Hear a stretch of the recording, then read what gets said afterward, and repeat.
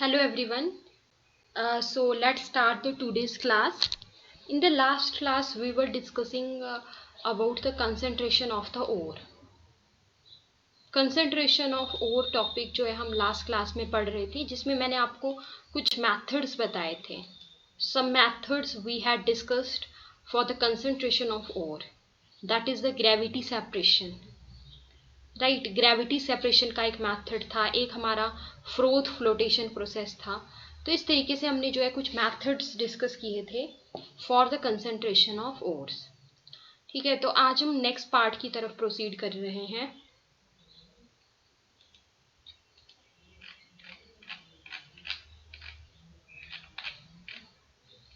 So methods of concentration of ore, that is the hydraulic washing, froth flotation process, electromagnetic separation, leaching.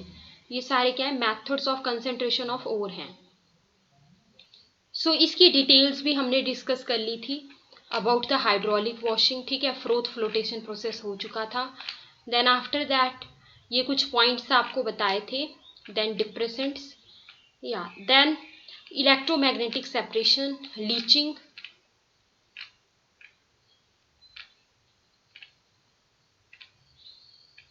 ठीक है, अच्छा, अब हम next यहाँ पे स्टार्ट करने वाले हैं. याद रखना, एक प्रोसेस का नाम है, इम्पॉर्टेंट है, तो ये आप नोट डाउन कर लीजिए. This is important. इस प्रोसेस का नाम है MacArthur forest cyanide process. Note it down, that is the MacArthur forest cyanide process. ठीक है, अब अगर आपसे क्वेश्चन पूछा जाए कि जो लीचिंग का जो प्रोसेस होता है, जो कि एक केमिकल मेथड था for the concentration of the ore. ठीक है, तो जो लीचिंग का प्रोसेस होता है in case of your gold and in case of your silver.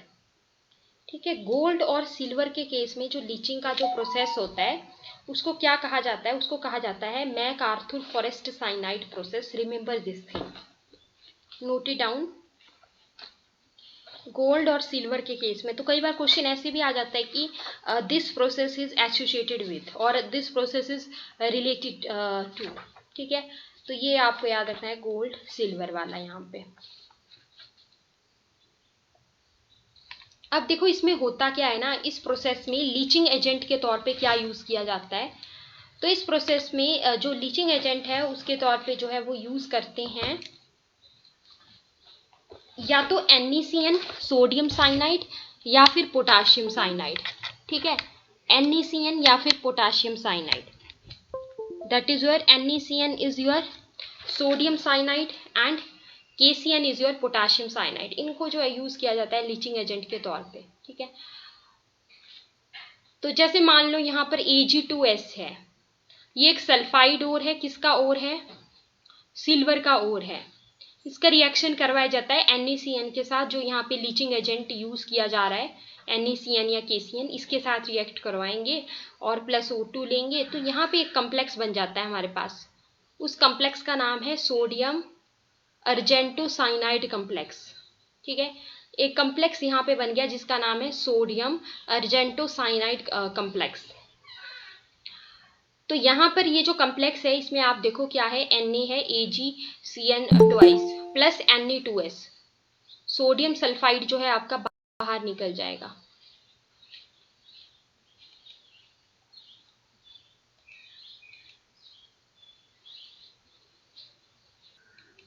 एक स्टूडेंट ने अभी अभी ज्वाइन किया, तो मैं एक बार बता देती हूँ कि हम क्या डिस्कस कर रहे हैं. ठीक है, हम जो है यहाँ पे डिस्कस कर रहे हैं, हमारा टॉपिक जो है that is the MacArthur forest cyanide process. ठीक है, अब यहाँ पे मैं बाय नेम बता रही थी, जैसे हमने लास्ट लेक्चर में जो है वो लीचिंग का प्रोसेस किया था. ठीक है, तो जो लीचिंग का जो प्रोसेस होता है गोल्ड और सिल्वर के केस में, ठीक है, उसको नाम दिया गया है मैकआर्थर फॉरेस्ट साइनाइड प्रोसेस. ठीक है, और क्वेश्चन यहाँ से आता है कि इस प्रोसेस में लीचिंग एजेंट के तौर पे क्या यूज किया जाता है. तो यहाँ पे लीचिंग एजेंट के तौर पे यूज किया जाता है NaCN और KCN.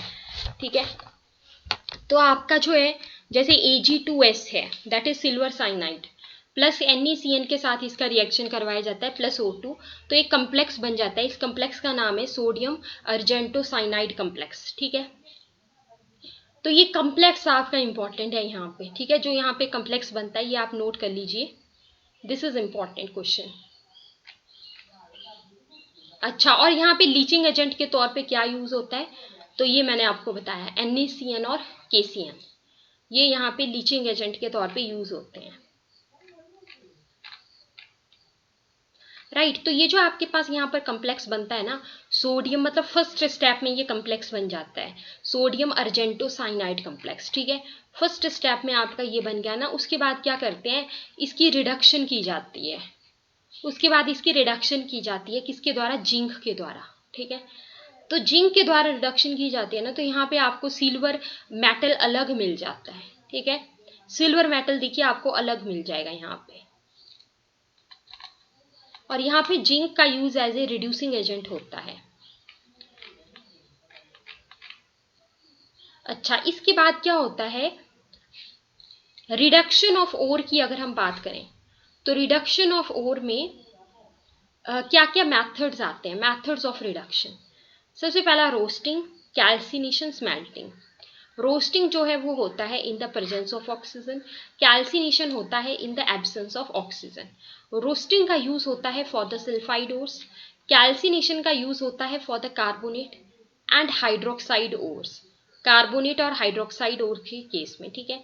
स्मेल्टिंग, स्मेल्टिंग अगर कोई पूछे कि ये इन द प्रेजेंस ऑफ ऑक्सीजन होता है या फिर इन द एब्सेंस, ठीक है, तो ये हमारे पास in the presence of O2 होता है, in the presence of oxygen होता है, ठीक है। ये हमारा होता है in the presence of oxygen.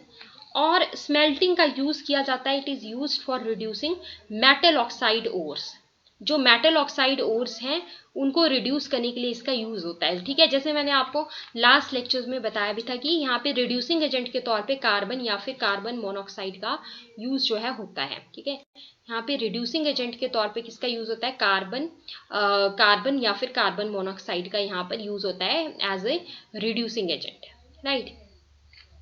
अच्छा, तो रोस्टिंग के बारे में देखिए एक बार, the process of conversion of the sulphide ores into the oxide ores, sulphide ore को ऑक्साइड ओर में कन्वर्ट किया जाता है in the presence of air, air की प्रेजेंस में, इसको कहा जाता है roasting, it is called as the process of roasting, ठीक है। यहाँ पर जो ओर है उसको हीट किया जाता है, जो हमारा ओर है उसको हीट किया जाएगा below melting point of the metal, ये चीज आपको याद रखनी है, ठीक है।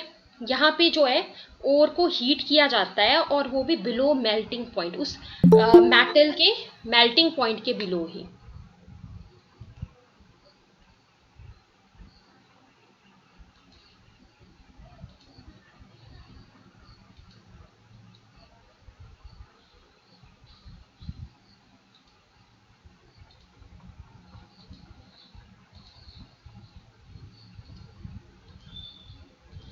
यस, तो यहाँ पर क्या किया जाता है, उस पर्टिकुलर ओर को जो है वो हीट किया जाता है below melting point of the metal, ठीक है।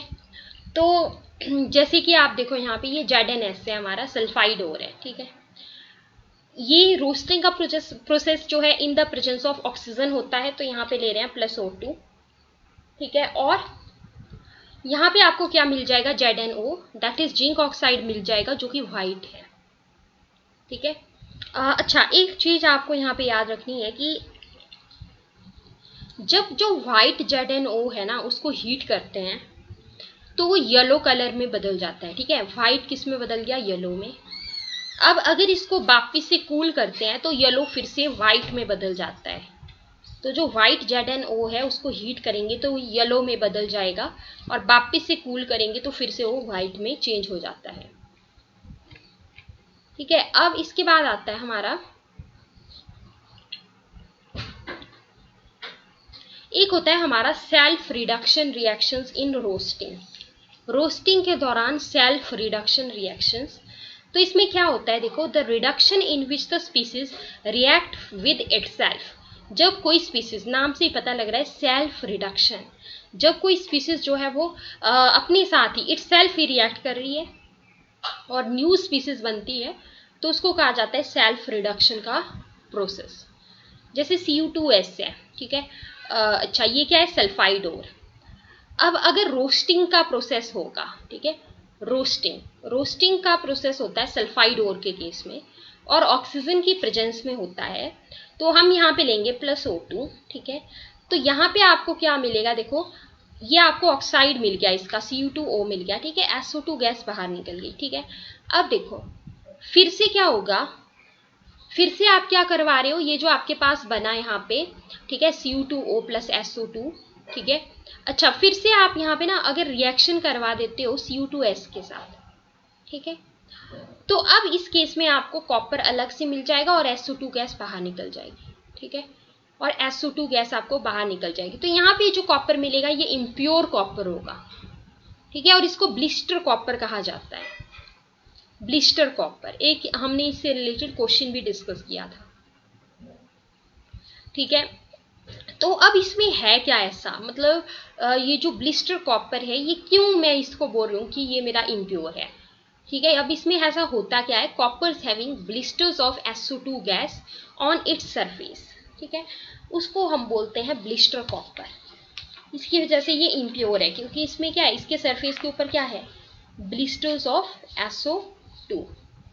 अब जैसे आप अदर एग्जाम्पल भी देख सकते हैं, जैसे HGS है +O2, यहाँ पे भी HGO ऑक्साइड मिल गया और SO2 बाहर निकल गया। फिर से अब आप HGS लोगे यहाँ पे स्टार्टिंग वाला, है ना, वैसे यहाँ पे स्टार्टिंग वाला Cu2S अगेन ले रहे हैं, ठीक है। फिर आपको यहाँ पर मरकरी और मतलब मेटल अलग मिल गया और SO2 गैस बाहर निकल गई। Same thing with the galena which is the ore of the lead, that is the PBS. So here also it will react with this O2. So here PVO, ये आपको lead oxide मिल गया, ठीक है, plus SO2 gas आपका बाहर निकल गया। अच्छा, अब स्टार्टिंग में आपने क्या लिया था, PBS, ठीक है, रोस्टिंग कर रहे हैं तो सल्फाइड और we were taking. So here हम क्या करेंगे, फिर से PBS जो है यहाँ पर लेंगे, ठीक है। अच्छा, तो अब आपको क्या होगा, लेड यहाँ पे आपको अलग से मिल जाएगा, प्लस SO2 गैस जो है बाहर निकल जाती है। तो इस तरीके से ये आपके पास होगा सेल्फ रिडक्शन रिएक्शंस। अच्छा, नेक्स्ट कैल्सिनेशन। कैल्सिनेशन के बारे में बेसिक इंट्रोडक्शन तो हम डिस्कस कर चुके हैं। The process of heating the ore at the high temperature in the absence of the air. अब देखो यहाँ पे क्या कर रहे थे हम, रोस्टिंग में क्या बताया आपको, ore is heated below melting point of metal, ठीक है। रोस्टिंग के केस में इंपॉर्टेंट बात क्या है, that you heat your ore below the melting point of that metal, below the melting point of metal, ठीक है। लेकिन यहाँ पर हम क्या करते हैं, जो ओर है उसको हीट करते हैं एट हाई टेम्परेचर, ठीक है, in the absence of air. अब इसको याद रखने के लिए निमोनिक है AC, ठीक है, तो इसको बोलते हैं कैल्सिनेशन।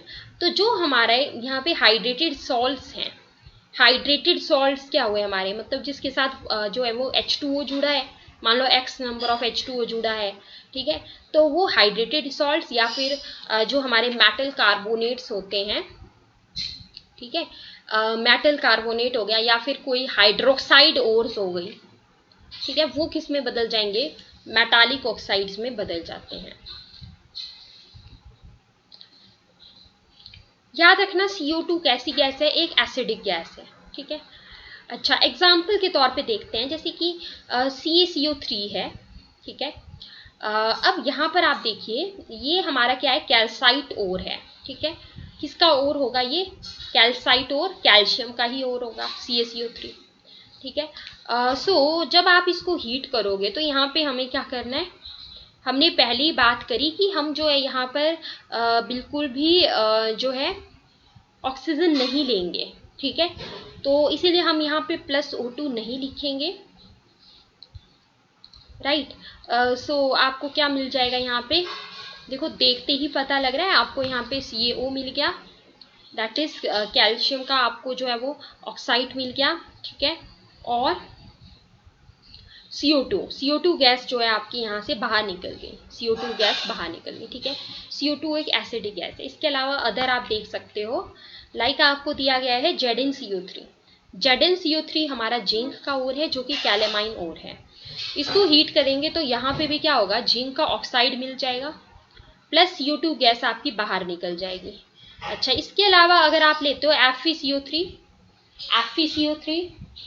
ये अपना आयरन का ओर है, इसको क्या बोलते हैं, सीडेराइट ओर। ठीक है, इसको हीट करेंगे तो अगेन क्या होगा, Fe2O3, है ना, मतलब आपको ऑक्साइड मिल जाएगा या FeO ऑक्साइड मिल जाएगा बेसिकली ना, CO2 बाहर। वैसे ही यहाँ पे भी PbCO3, ये किसका ओर है, लेड का ओर है। इसको हीट करेंगे तो अगेन यहाँ पर क्या होगा, यहाँ पे भी वही चीज, इसको हीट कर रहे हो तो ऑक्साइड आपको मिल जाएगा। ठीक है, इसके अलावा मैंने एक और चीज यहाँ पे आपको बताई थी, मतलब एक तो कैल्सिनेशन का यूज जो है वो मेटल कार्बोनेट को मेटेलिक ऑक्साइड्स में बदलने के लिए होता है।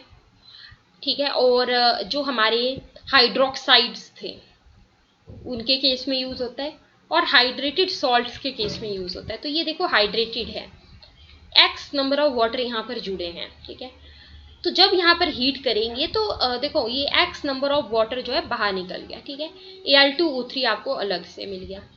अब जैसे हमारा डोलोमाइट ओर है, डोलोमाइट ओर में क्या होता है, CaCO3 कैल्शियम कार्बोनेट और MgCO3 that is magnesium carbonate. जब इसको हीट करते हैं तो यहाँ पे भी क्या होगा, देखो ये वाला ऑक्साइड आपको अलग से मिल गया, CaO अलग से मिल गया। ठीक है, उसी प्रकार से ये MgCO3 था तो ये भी हमारा किस में बदल गया, अपनी ऑक्साइड में बदल गया। ठीक है, तो ऑक्साइड में बदल जाएगा मतलब, और होगा किसकी एब्सेंस में, ऑक्सीजन या फिर एयर की एब्सेंस में। So this is the calcination. Next smelting. Smelting हमारा क्या होता है, the process of converting metal oxide into the metal. Metal oxide को किस में कन्वर्ट किया जा रहा है, मेटल में बदला जा रहा है। ठीक है, यहाँ तक आपका काम हो चुका था। इससे ऊपर तक आपने क्या किया, जो आपका हाइड्रोक्साइड ओर था या सल्फाइड ओर था या कार्बोनेट ओर था उसको आपने ऑक्साइड में बदल दिया है। लेकिन आपको ऑक्साइड तो नहीं चाहिए ना, मतलब ऐसा तो नहीं है कि ऑक्साइड मिल गया तो आपका काम खत्म हो गया। नो, आपको क्या चाहिए, लास्ट में मेटल चाहिए होगा, मीन्स आपका काम खत्म नहीं हुआ है। ठीक है, तो यहाँ पर क्या करेंगे, the process of converting metal oxide into the metal. Metal oxide को मेटल में जब बदला जाता है using a suitable reducing agent, एक कोई सुटेबल रिड्यूसिंग एजेंट यूज होता है, तो इसी को स्मेल्टिंग का प्रोसेस कहा जाता है। रिड्यूसिंग एजेंट के तौर पे यहाँ पर क्या यूज कर सकते हैं, यहाँ पे यूज किया जा सकता है कार्बन, जो कि कॉमनली यूज होता है, कार्बन मोनोऑक्साइड जो कि कॉमनली यूज होता है। इसके अलावा एल्यूमिनियम भी यहाँ पर यूज किया जा सकता है। ठीक है, याद रखिएगा ये question important. Aluminium is used in the thermite welding, aluminium is used in thermite welding. अच्छा, इसके अलावा मेन अगर मैं देखूं यहाँ पर तो कार्बन जो है मेन रिड्यूसिंग एजेंट के तौर पे यहाँ पे यूज होता है स्मेल्टिंग में। ठीक है, अच्छा तो देखिए ये हमारा ऑक्साइड था ZnO that is the zincite. आपको क्या करना है, इसको रिड्यूस करवाना है, रिडक्शन करना है। तो आप क्या करोगे, प्लस कार्बन रिड्यूसिंग एजेंट के तौर पे आप कार्बन लोगे, इसको हीट करोगे तो ये हमारा जिंक में बदल जाएगा। मतलब आपको ऑक्साइड से क्या चाहिए था, मेटल, तो आपको मिल गया जिंक मेटल, प्लस अपना जो CO है वो बाहर निकल जाएगा, ये देख लो। ठीक है, जैसे कि टिन स्टोन है, टिन स्टोन क्या होता है आपका, ये आपका टिन की ओर है SnO2। ठीक है, कार्बन के द्वारा इसकी भी रिडक्शन करवाएंगे और हीट करेंगे तो क्या होगा, टिन आपको मिल जाएगा। ठीक है, और प्लस CO गैस यहां से बाहर। तो अब आप ध्यान से यहां पर देखना कि यहां पर भी क्या हुआ है, अल्टीमेटली जो ऑक्साइड है वो मेटल में बदल चुका है। ठीक है, अच्छा अब आप एक चीज याद रखना, बहुत बहुत इंपॉर्टेंट, अगर जो है वो स्मेल्टिंग की जा रही है यूजिंग एल्यूमिनियम, मतलब अगर एल्यूमिनियम जो है आप रिड्यूसिंग एजेंट के तौर पे यूज करते हो तो इस प्रोसेस को क्या कहा जाता है, तो नोट इट डाउन, इसको कहा जाता है गोल्ड स्मिथ एल्यूमिनोथर्माइट प्रोसेस। क्या बोलते हैं, गोल्ड स्मिथ एल्यूमिनोथर्माइट प्रोसेस। ठीक है, अगर जो है यहाँ पे रिड्यूसिंग एजेंट के तौर पे क्या यूज किया जा रहा है, नोट इट डाउन, एल्यूमिनियम, तो इस प्रोसेस को क्या बोलते हैं, इसको बोला जाता है smelting using aluminium, is called as Goldschmidt aluminothermite process. ठीक है, ये आपको याद रखना है। जैसे मैंने यहाँ पे भी आपको एक पॉइंट बताया था, aluminium is used in the thermite welding, so reduction by aluminium is the Goldschmidt aluminothermic process. So metal oxides on reduction with aluminium powder gives metal. अब ये जो मेथड होता है, नोट इट डाउन, ये जो method होता है, इस मेथड का यूज मेनली किसके केस में होता है? ये बात तो क्लियर हो गई, ये बात तो क्लियर हो गई कि एल्यूमिनियम के द्वारा यहाँ पर रिडक्शन करवाई जाएगी। लेकिन ये भी पता होना चाहिए कि this method is use for the extraction of metals like chromium, iron, manganese, silicon. ठीक है, इन मेटल्स के केस में क्रोमियम, आयरन, मैंगनीज और सिलिकॉन। ठीक है, इसको आप ऐसे याद रखो, मिस, MIS, मिस। अब यहाँ पे आपको कैसे याद आएगा? M से याद आएगा मैंगनीज। ठीक है, याद रखना, मैग्नीशियम याद नहीं करना है, मैंगनीज। ठीक है, मैंगनीज। अच्छा, और ये SI है, SI सिलिकॉन।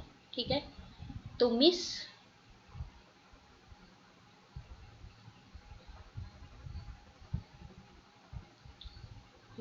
फटाफट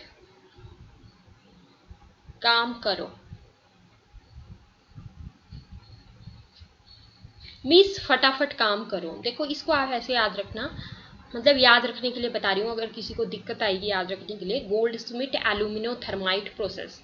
इसको आप ऐसे याद करना कि आप किसी ज्वेलरी शॉप में जो है वो गोल्ड लेने जा रहे हो।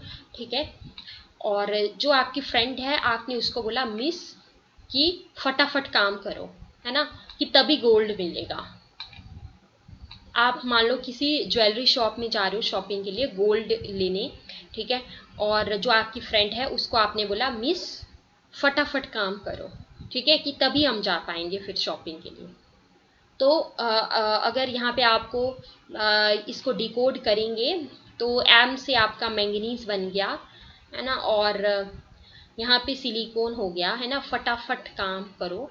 अच्छा, अब यहाँ पे फटाफट से Fe। ठीक है, काम करो से क्रोमियम। तो कौन कौन से मेटल्स की एक्सट्रैक्शन के लिए यूज होता है? Chromium, iron, manganese, silicon. Examples देखते हैं।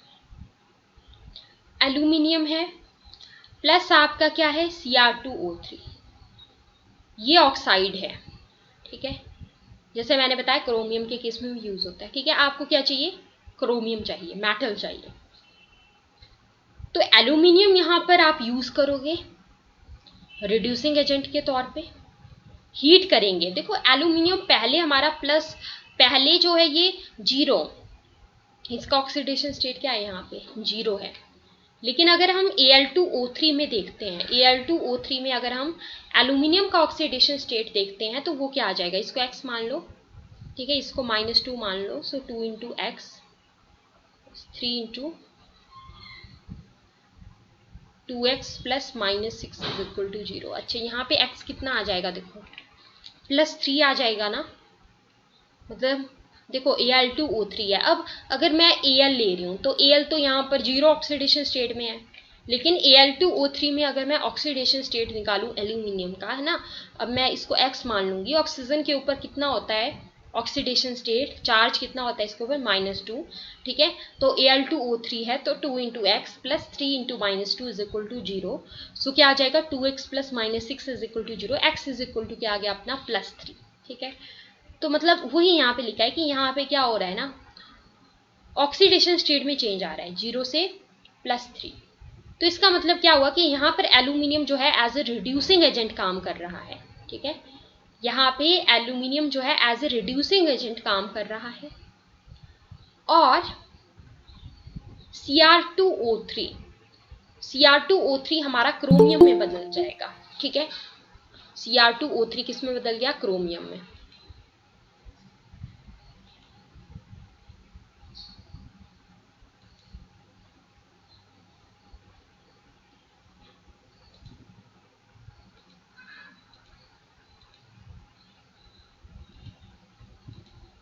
तो अगर आप यहां पर देखोगे ना, तो जो आपका Cr है, इसमें अगर आप देखोगे तो Cr यहां पर जीरो ऑक्सीडेशन स्टेट में होगा, है ना।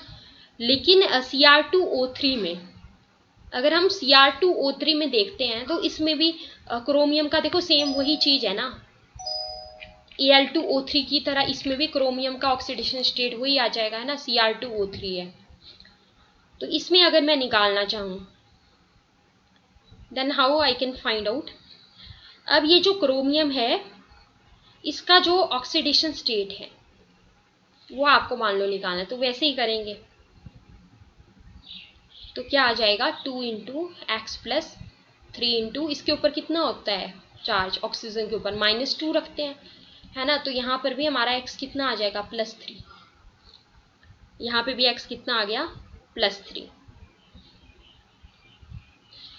तो होता क्या है ना, रिड्यूसिंग एजेंट के तौर पे इस रिएक्शन में हमारा एल्यूमिनियम काम कर रहा है। तो हमारा रिड्यूसिंग एजेंट क्या करते हैं, आपने पढ़ा होगा रिड्यूसिंग एजेंट क्या करते हैं, रिड्यूसिंग एजेंट हमारे अदर सब्सटेंसेस को रिड्यूस कर देते हैं, ठीक है, अदर सब्सटेंसेस को रिड्यूस कर देते हैं और खुद ये ऑक्सीडाइज हो जाते हैं,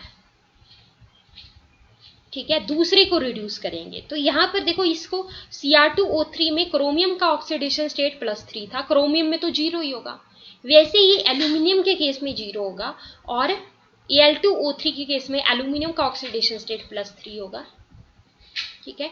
तो इसका मतलब क्या हुआ कि एल्यूमिनियम ने एज ए रिड्यूसिंग एजेंट काम किया, और रिड्यूसिंग एजेंट हमारे क्या होते हैं, विच रिड्यूसेस अदर सब्सटेंसेस, ठीक है, अदर सब्सटेंसेस को ये क्या करते हैं, रिड्यूस करते हैं, ठीक है, और अपने आप इनका ऑक्सीडेशन स्टेट बढ़ेगा। जैसे यहाँ पे देखो एल्यूमिनियम में तो 0 होगा, लेकिन Al2O3 में एल्यूमिनियम का ऑक्सीडेशन स्टेट हमने निकाला +3 हो गया। तो इस तरीके से ये होता है, ठीक है। अच्छा, अब हम अदर एग्जांपल देखते हैं, और हमने पढ़ा कि आयरन के केस में भी इसका यूज होता है। तो एल्यूमिनियम प्लस Fe2O3, अगर आयरन का आप ऑक्साइड ले लेते हो, ठीक है, तो तब आपको क्या मिलेगा Al2O3, है ना, और आयरन आपको अलग मिल गया। मतलब आपको आयरन चाहिए, यहाँ पे रिड्यूसिंग एजेंट के तौर पे हम एल्यूमिनियम का यूज कर रहे हैं। वैसे ही मैंने और क्या बताया, मैंगनीज वाला बताया आपको, ठीक है। तो ये मैंगनीज का ऑक्साइड है Mn3O4। अच्छा, इसके अलावा सिलिकॉन का ऑक्साइड है SiO2। तो यहाँ पर भी जो है, जैसे मान लीजिए हम एल्यूमिनियम ले लेते हैं, तो यहाँ पर भी हमारे पास क्या होगा, ये एल्यूमिनियम का ऑक्साइड अलग हो गया, हमें क्या चाहिए यहाँ से मेटल, मैंगनीज अलग हो गया, ठीक है। यहाँ पर भी आपको सिलिकॉन चाहिए SiO2 से, तो सिलिकॉन आपका अलग हो गया। तो इस तरीके से तो ये जो प्रोसेस होता है, मतलब स्मेल्टिंग यूजिंग एल्यूमिनियम, होगा वही चीज, ऑक्साइड को मेटल में बदला जा रहा है, ठीक है। ये ऑक्साइड था देखो Fe2O3, इसको आपने मेटल में बदला, और इसको क्या कहा जाता है, इसको कहा जाता है Goldsmith alumino thermite process. I hope you got this, ठीक है। और एग्जाम्पल्स याद रखने के लिए मैंने आपको निमोनिक बता दिया यहाँ पे। चलिए आगे चलते हैं, that is the refining. Refining में हम क्या करते हैं, जो भी क्रूड मेटल है जिसके अंदर इम्प्योरिटीज हैं, है ना, उसको प्योर मेटल में बदलना है, that is the process of refining. So how you can define it, you can define it as the process of removal of unwanted substance। जो भी अनवांटेड सब्सटेंस हैं उनको क्या करना है, आपको रिमूव करना है फ्रॉम द इम्प्योर मेटल। हमारा इम्प्योर मेटल जो है उसमें से आपको क्या करना है, जो भी अनवांटेड सब्सटेंस है जो कि आपको नहीं चाहिए, उसको आपको क्या करना है, उसको रिमूव करना है, ठीक है। जो भी इम्प्योर मेटल है उसी को क्या बोलेंगे, क्रूड मेटल, ठीक है। तो उसमें से जब आपको मतलब आपको ना अनवांटेड सब्सटेंस को रिमूव करना है, ठीक है, इम्प्योरिटीज को रिमूव करना है, that is known as the refining.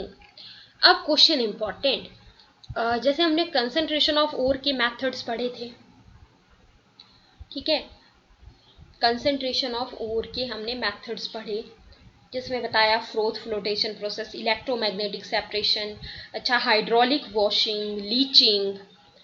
इसके अलावा हमने पढ़ा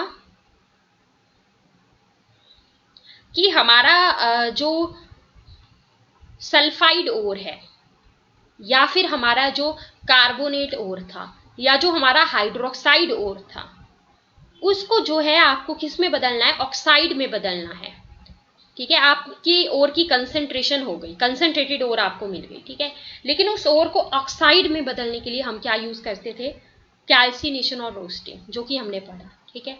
तो अच्छी बात है, आपने कैल्सिनेशन रोस्टिंग कर दिया, आपको जो है अब ऑक्साइड मिल चुका है, ठीक है।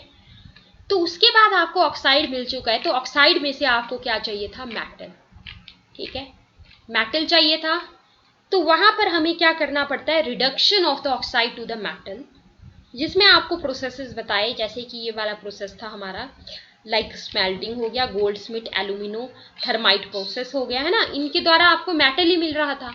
अब आपको मेटल मिल गया, अब सोचो क्या करना है आपको।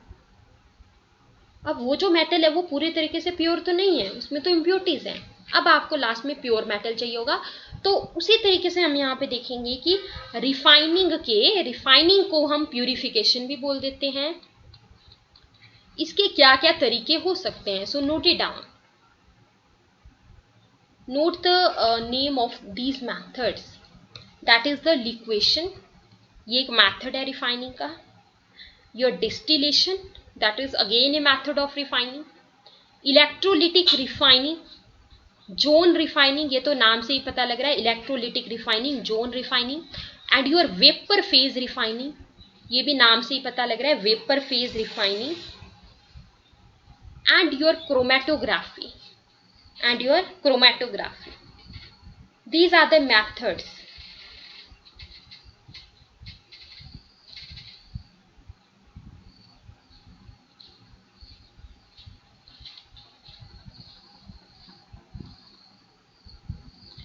इसके अलावा एक और मेथड आता है हमारा प्यूरिफिकेशन का, दैट इज पोलिंग। तो यहां से सीधा क्वेश्चन बन सकता है, which of the following is a method of refining. So liquation, distillation, देखो यहाँ पे आपको यही याद रखना है, लिक्वेशन और डिस्टिलेशन। और जो रिफाइनिंग वाला है वो तो नाम से ही पता लग रहा है, electrolytic refining, zone refining, vapour phase refining, ठीक है। Electrolytic refining, zone refining, vapour phase refining, ये तो नाम से ही पता लग गया ना। इसके अलावा एक और याद रख लो, क्रोमेटोग्राफी, ठीक है, क्रोमेटोग्राफी। अच्छा, वेपर फेज रिफाइनिंग में ना हमारे दो मेथड्स हैं, वेपर फेज रिफाइनिंग में हमारे दो मेथड्स हैं, वेपर फेज रिफाइनिंग, ठीक है। Number 1, that is the Van Arkel method, that is your Van Arkel method, this is the number 1। दूसरा आता है हमारा Mond process, second one is our Mond process. इनके बारे में डिटेल में डिस्कस करेंगे। सो वेपर फेज रिफाइनिंग के दो तरीके, एक तो वेन अर्कल मैथड, दूसरा मोंड प्रोसेस। ये आते हैं आपके under the vapour phase refining, ठीक है। अब आगे हम देखते हैं, जैसे सबसे पहला क्या बताया आपको, एलडी, लिक्वेशन, डिस्टिलेशन, ये तीन तो रिफाइनिंग से तो ये तो याद हो गए। उसके अलावा क्रोमेटोग्राफी। अब वन बाय वन देखते हैं। सबसे पहला हमारा आता है liquation. Note it down, liquation जो है वो यूज किया जाता है सिर्फ उन मेटल्स के केस में जिनका जो है लो मेल्टिंग पॉइंट होता है। रिमेंबर, लिक्वेशन का यूज किया जाता है उन मेटल्स के केस में which are having low melting point.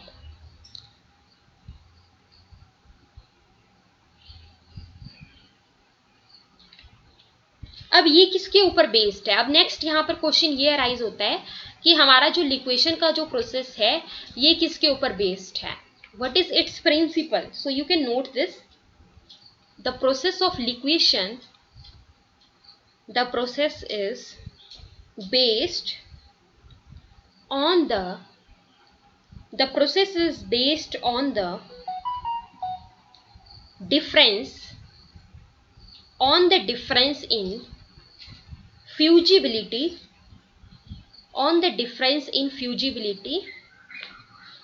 of the metal and impurities. This process is your process of liquefaction is based on what? It is based on the difference in the fusibility of the metal and the impurities. So when the impurities are less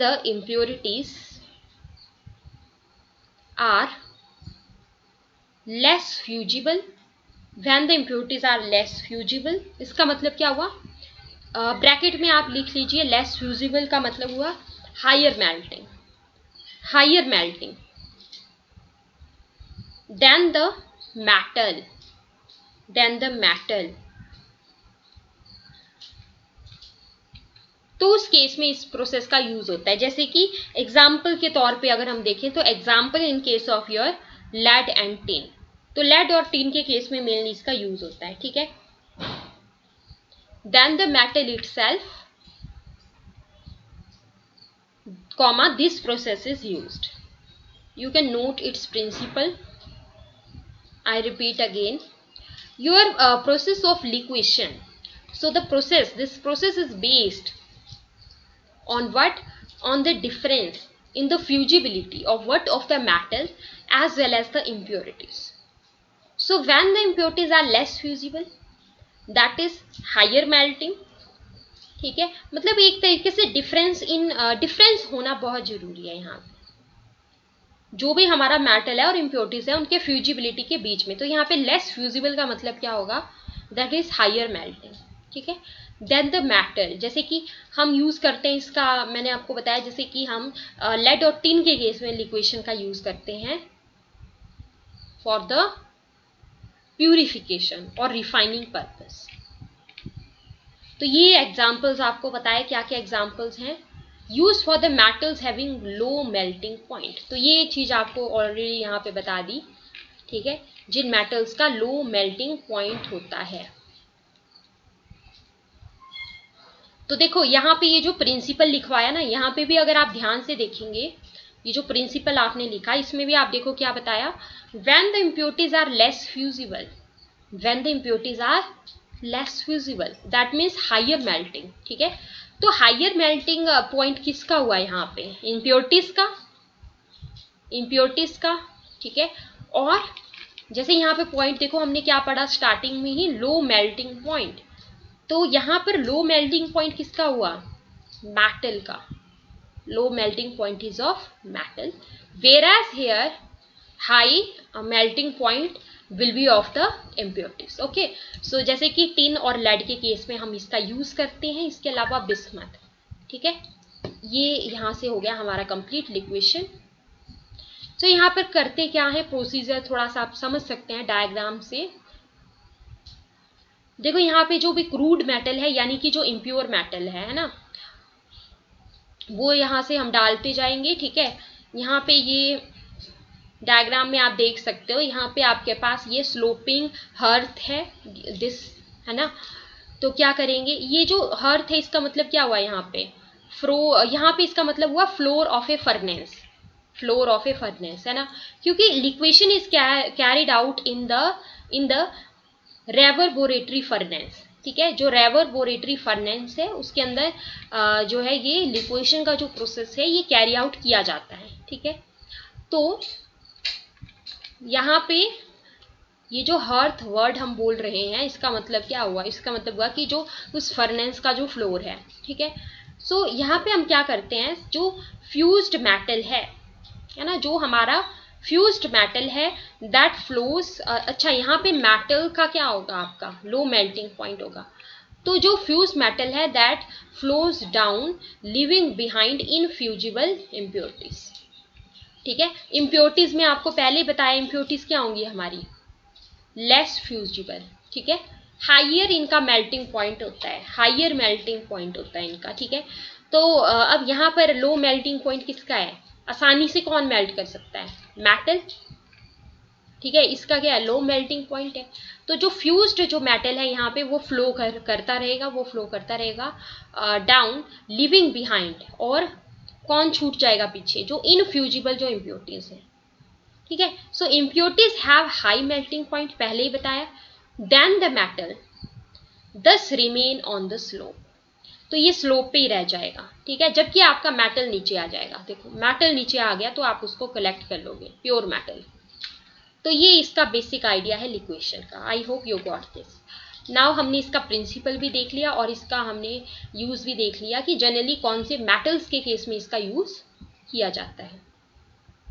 now let's move to the next one.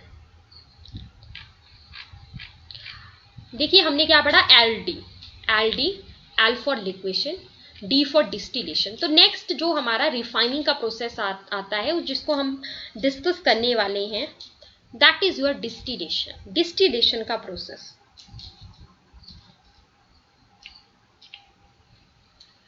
तो distillation का जो process है वो कब use किया जाता है, सबसे पहली बात तो ये। सो you can note one point that I am writing here. The process is used, means the process of distillation, the process is used for those metals which are volatile. जो हमारे volatile nature के जो metals होते हैं ना, उनके case में जो है distillation का यूज किया जाता है। So this process is used for those metals which are volatile. Example, very very important, कौन कौन से मेटल्स जो है वो वॉलेटाइल नेचर के होते हैं हमारा, जिंक हो गया, कैडमियम हो गया, मरकरी हो गया। Zinc cadmium mercury, zinc cadmium mercury, ठीक है, जिंक कैडमियम मरकरी। वॉलेटाइल होने का क्या मतलब हुआ कि जब आप इसको हीट करोगे है ना, तो वेपर सा आपको जो है वो मिल जाएंगे आसानी से, तो वॉलेटाइल नेचर का हो गया। तो ये जो प्रोसेस होता है, फर्स्ट पॉइंट क्या बताया, distillation is used for those metals which are volatile. Example your zinc cadmium mercury, note it down. Zinc cadmium mercury का नेचर वॉलेटाइल नेचर होता है।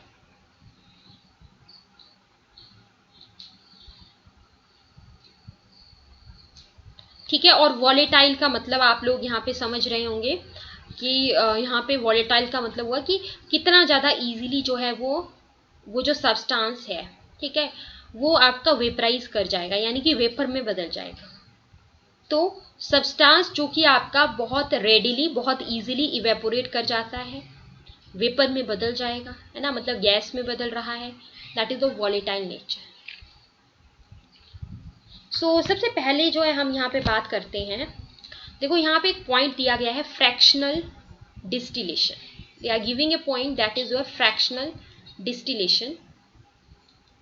सो what is it? Fractional distillation is used when boiling point difference is less than 25 units. अब वो जो boiling point difference है वो हम किसके बीच में बात कर रहे हैं? ऑब्वियसली जो हमारा मेटल है ना, और जो हमारी इम्प्योरिटीज हैं, है ना, क्योंकि हमें अल्टीमेटली करना क्या है, लिक्वेशन में भी हमने यही जो है बेसिक फंडा देखा कि हमें करना क्या है, यहाँ से जो इम्प्योरिटीज हैं और जो हमारा मेटल है उसको हमें अलग करना है, राइट। सो वही चीज हम यहाँ पे बोल रहे हैं, मतलब हमारा फ्रैक्शनल डिस्टिलेशन जो है वो कब यूज किया जाता है, जब आपका जो बॉइलिंग पॉइंट डिफरेंस है वो लेस देन किसके बीच में, मेटल और इम्प्योरिटी के बीच में, क्योंकि हमें उन दोनों को ही अलग करना है अल्टीमेटली, इसीलिए तो हम ये प्रोसेस कर रहे हैं। तो जो बॉइलिंग पॉइंट डिफरेंस जो है वो लेस देन 25 यूनिट्स अगर होगा, उस केस में फ्रैक्शनल डिस्टिलेशन का यूज होगा, जबकि सिंपल डिस्टिलेशन का यूज होता है जब आपका बॉइलिंग पॉइंट डिफरेंस 25 यूनिट्स होगा। अच्छा, नेक्स्ट, डिस्टिलेशन का यूज कहां पर होता है? इंपॉर्टेंट थिंग, इसका यूज होता है उन मेटल्स के केस में जिनका बॉइलिंग पॉइंट कम होता है, जिनका बॉइलिंग पॉइंट कम होता है। तो वही बात आ गई ना, फिर से मतलब तो एक ही हुआ, जैसे आपको पॉइंट लिखवाया, the process is used for those metals which are volatile. तो इजीली वॉलेटाइल कौन होंगे? जिनका बॉइलिंग पॉइंट कम होगा, है ना, जिनका बॉइलिंग पॉइंट कम होगा, तो जब आप उसको बॉयल करोगे तो वो हमारा क्या होगा, आसानी से वेपर में बदल जाएगा, यानी कि उसका जो वॉलेटाइल नेचर है that is more. So that's why we are saying here that distillation is used for the metals having low boiling point so that it can change into the vapors easily. For example, so that's why we were saying that it is used for the metals which are highly volatile. Example, zinc, cadmium mercury, zinc cadmium mercury, note it down, important question आ सकता है। Distillation is used in case of, distillation is a process of refining that is used in case of, so it is used in case of your zinc cadmium mercury, and liquefaction is used in case of the tin lead bismuth। चलिए आगे चलते हैं।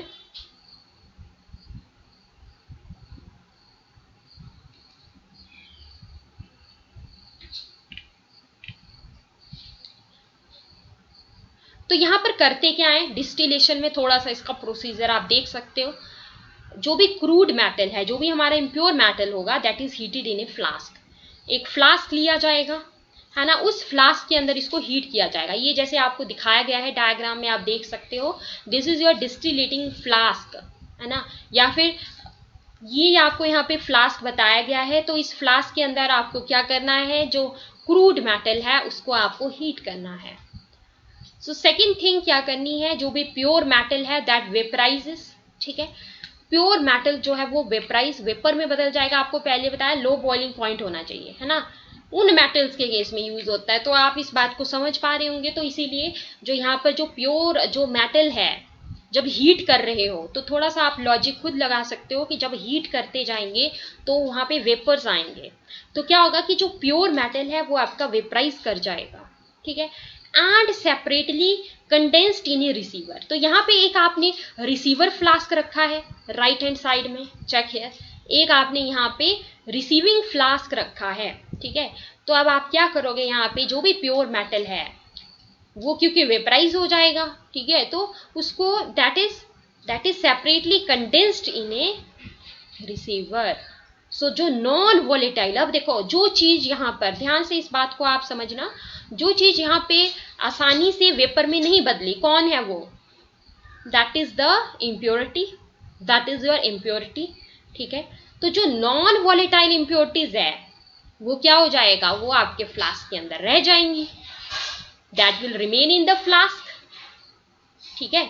तो यहाँ पे heat करने के लिए आपको बर्नर दिखाया गया है। तो नॉन वोलेटाइल इम्प्योरिटीज अपने पास फ्लास्क के अंदर यहाँ पे रह जाती हैं। तो इस तरीके से आप जो है दोनों को अलग कर सकते हो। I hope you got this, very simple.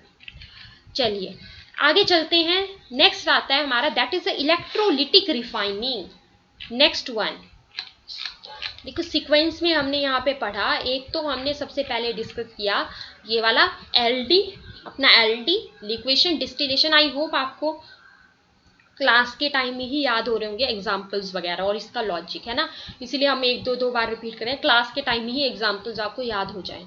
तो लिक्वेशन डिस्टिलेशन और तीसरा क्या था, इलेक्ट्रोलिटिक रिफाइनिंग। ये तो नाम से ही पता लग रहा है, इलेक्ट्रोलिटिक रिफाइनिंग। अच्छा, तो इसमें देखते हैं। तो इलेक्ट्रोलिटिक रिफाइनिंग के केस में जैसे कि नाम से ही पता लग रहा है, इलेक्ट्रोलिसिस होगी। तो यहां पर आपको इलेक्ट्रोड्स यूज करने होंगे, ठीक है। इलेक्ट्रोड्स क्या होते हैं, एनोड होता है अपना, कैथोड होता है, ठीक है।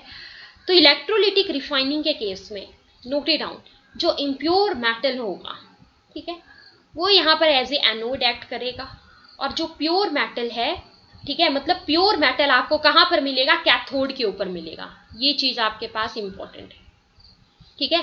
दो आपके पास यहाँ पर इलेक्ट्रोड है, एनोड है, कैथोड है। प्योर मेटल कहां पर मिला आपको, एट द कैथोड, ठीक है। इम्प्योर मेटल आपको कहां पर मिलेगा, इम्प्योर मेटल एनोड के ऊपर। तो देखते हैं कैसे होगा। जैसे यहाँ पे आप देख रहे हो, ये आपको डायग्राम में बताया गया है, experimental setup. It is the experimental setup for the electrolytic refining of the copper. ये आपको पूरा इसमें सेटअप बताया गया है, एक्सपेरिमेंटल सेटअप। सो यहां पर देखो, मैंने आपको पहले बताया, इम्प्योर कॉपर एज एनोड लेंगे, प्योर वाला क्या लेंगे, एज कैथोड। तो एक पॉइंट आप पहले लिख लो, इससे आपको और क्लियरिटी रहेगी। इसमें एक पॉइंट आप नोट कर सकते हो, इलेक्ट्रोलिटिक रिफाइनिंग में the impure metal is made anode and A strip of pure वाली चीज क्या बोला मैंने, प्योर बोला कैथोड। अब इस चीज में कंफ्यूजन ना हो तो और इजी आपके लिए बना देते हैं। एक आप निमोनिक लिखिए पीसी, ठीक है। अपना पीसी तो सबके पास है, P for pure, C for cathode. I hope अब कोई कंफ्यूजन नहीं होगा, ठीक है। तो पॉइंट आप नोट कीजिए, the impure metal is made anode and a strip of the pure metal is made cathode while, जबकि जो हम यहाँ पे इलेक्ट्रोलिटिक सॉल्यूशन लेंगे ना इस पूरे सेटअप में, वो हम क्या लेंगे, while electrolytic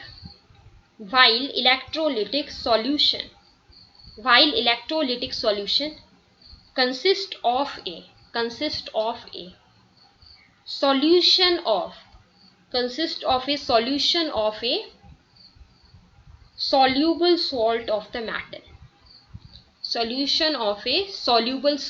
the metal,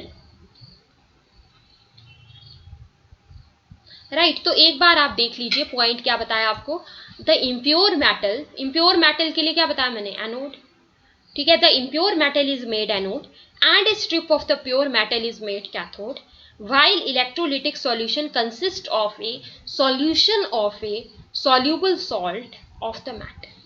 जो भी हम यहाँ पे अब एनोड कैथोड तो आपको लग गया पता, तो अब ये भी पता होना चाहिए कि जो हमारा यहाँ पे इलेक्ट्रोलिटिक सॉल्यूशन भी तो कुछ ना कुछ लेंगे ना, इलेक्ट्रोलिसिस कर रहे हैं, तो यहाँ पे इलेक्ट्रोलिटिक सॉल्यूशन के तौर पे क्या लिया जाएगा, जो भी मेटल है उसका जो सोल्यूबल सॉल्ट है उसका सॉल्यूशन।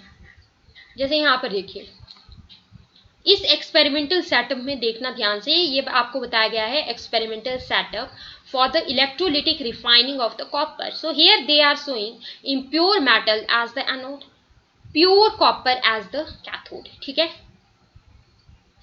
अब यहाँ पर हमें उसी मेटल का जो है सॉल्ट सोल्यूशन यहाँ पर लेना है इलेक्ट्रोलिटिक सोल्यूशन के तौर पे, तो उसके लिए हम क्या लेंगे यहाँ पे CuSO4, that is the copper sulphate solution, right, that is your copper sulphate solution, ठीक है। तो अगर यहाँ पे इलेक्ट्रोलिटिक रिफाइनिंग है तो मतलब इलेक्ट्रोलिसिस होगा, तो अगर इलेक्ट्रोलिसिस होगा तो यहाँ से मीन्स जो इलेक्ट्रिक करंट है वो पास किया जाएगा, ठीक है। तो उसके लिए यहाँ पे बैटरी कनेक्ट करना पड़ती है, तो ये बैटरी का पॉजिटिव टर्मिनल है and this is the negative terminal of the battery, ठीक है, ये आपको बताया गया है। अब यहाँ पर क्वेश्चन ये इंपॉर्टेंट अराइज होता है, मतलब एमसीक्यू पॉइंट ऑफ व्यू से अगर हम देखें तो ये क्वेश्चन अराइज होता है कि ऐसे कौन कौन से मेटल्स हैं जिनको प्यूरिफाई करने के लिए जनरली इलेक्ट्रो रिफाइनिंग का यूज होता है। सो you can note this thing separately, this is important. So electro refining is used in case of metals like, जो कि मोस्ट कॉमन एग्जांपल्स हैं वो मैं सबसे पहले आपको बताती हूँ। कॉपर के केस में, गोल्ड के केस में, गोल्ड और सिल्वर तो एक साथ याद हो जाएगा, gold silver, copper gold silver, इसके अलावा निकल क्रोमियम और एल्यूमिनियम, निकल क्रोमियम और एल्यूमिनियम, ठीक है। तो देखो जनरली मतलब मोस्टली जो पूछे जाते हैं एग्जांपल्स वो ये वाले पूछ लिए जाते हैं, like copper your silver and gold, ठीक है। मतलब क्वेश्चन आ सकता है electrolytic refining is used in case of, electrolytic refining is used in case of, so it is used in case of copper gold silver, इसके अलावा निकल chromium aluminium, निकल क्रोमियम एल्यूमिनियम। तो इसको याद रखने में कोई दिक्कत आएगी तो आप इसका निमोनिक बना सकते हैं, ये तो इजी है। कॉपर, अब ये दोनों ए से हैं, सिल्वर और गोल्ड ये दोनों ए से हैं, इसके अलावा निकल क्रोमियम एल्यूमिनियम, निकल क्रोमियम एल्यूमिनियम। अब इसको याद रखने के लिए एक मतलब ये तीनों तो आपको याद हो ही गए होंगे, है ना। कॉपर तो कॉमनली पढ़ते ही हैं एग्जाम्पल, जब वो CuSO4 सोल्यूशन लेते हैं, है ना, इलेक्ट्रोलिसिस में जनरली CuSO4 सोल्यूशन यूज होता ही है। गोल्ड सिल्वर तो याद हो ही गए होंगे आपको, ए से हैं दोनों, सिमिलर से हैं गोल्ड सिल्वर, ठीक है। इसको ऐसे याद कर लो, लाइक निकाली, इसको याद रखने के लिए निमोनिक है, निकाली कार आओ, निकाली कार आओ, मतलब आप किसी को बोल रहे हो कि कार निकाली आओ, ठीक है। तो निकाली से निकल, ठीक है, कार से CR that is the chromium, आओ से एल्यूमिनियम, ठीक है।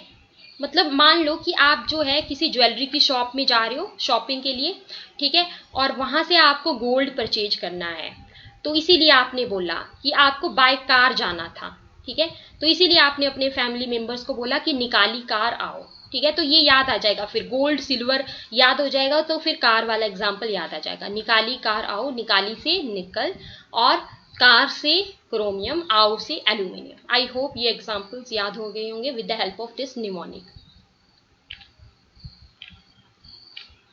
चलिए, तो अभी तक हम जो है हमने यहाँ पे इलेक्ट्रोलाइटिक रिफाइनिंग तक कंप्लीट किया है, तो बाकी हम नेक्स्ट टाइम कंटिन्यू करेंगे जोन रिफाइनिंग और वेपर फेज रिफाइनिंग, ठीक है। ये थोड़ा सा पार्ट इसमें रहता है, देन हमारा ये कंप्लीट हो जाएगा।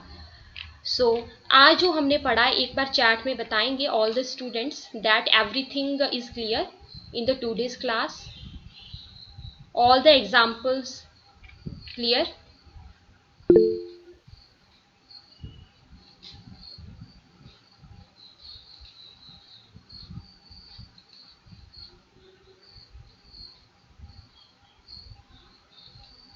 Okay, all the students are saying yes, so that's great.